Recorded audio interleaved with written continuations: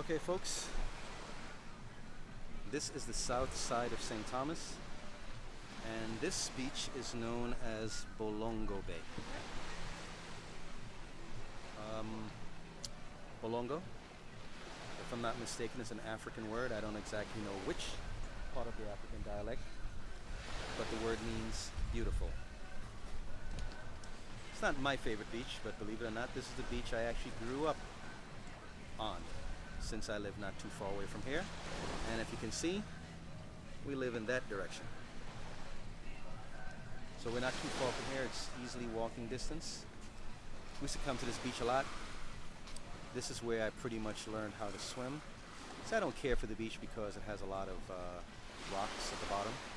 And I prefer to walk in sand more so than rocks and stones and all those things on there. But it is a beach. And if you love water, you will love this beach also.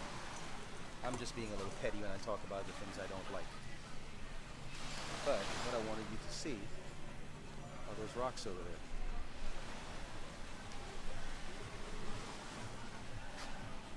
there. Those rocks. And I have a little history.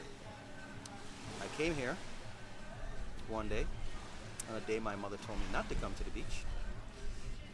Again, we live not too far from here. My mom said to me she didn't want me going to the beach. It was the summertime. And I guess she knew that we had a habit of coming down here. My mother, being fearful, didn't want me to come down here and drown or something along that line. So I knew the beach was off limits to me. But what happened was a friend of mine came by. He said, "Hey Dexter, let's go down to Bolongo Bay." But when he asked me to come down here, I said, "Hey, I can't go. My mom said not to come down here because I'm not supposed to go to the beach." He said, "Well, we're not going to go to swim. We're just going to go fishing." And so that over there is called Watergate Villa. Not sure if it's still named that. Just known as Watergate Villa. But anyway, getting back to these rocks. So he said, "No, we're just going to go fishing." So I rationalized in my mind, okay, well, I'm going to go to the beach, but we're not going to go swimming, which is what my mother feared.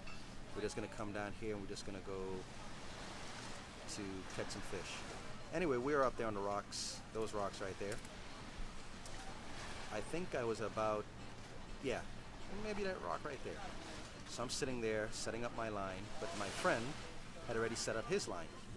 He wanted me to get off the rocks because he was about to cast his line. I guess I didn't hear him or didn't pay attention, so he started swinging. When he swung his line, I felt something in the back of my head.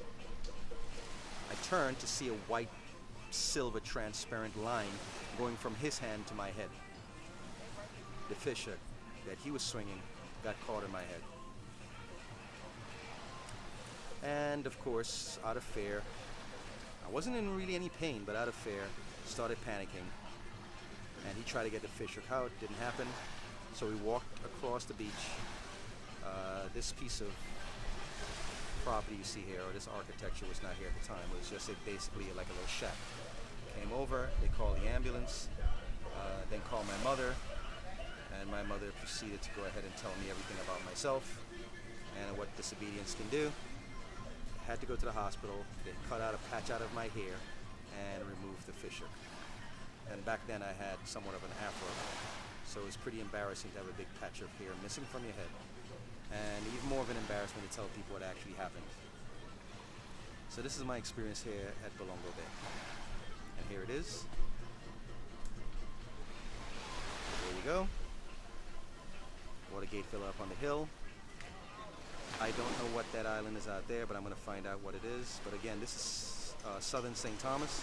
Beyond that island, about, I want to say maybe about a good 35 miles, 38 miles beyond that island, is the largest of the U.S. Virgin Islands, St. Croix.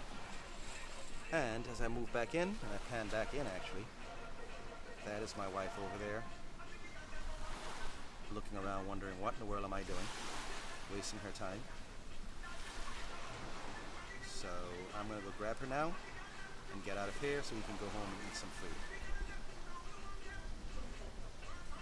Bye, folks.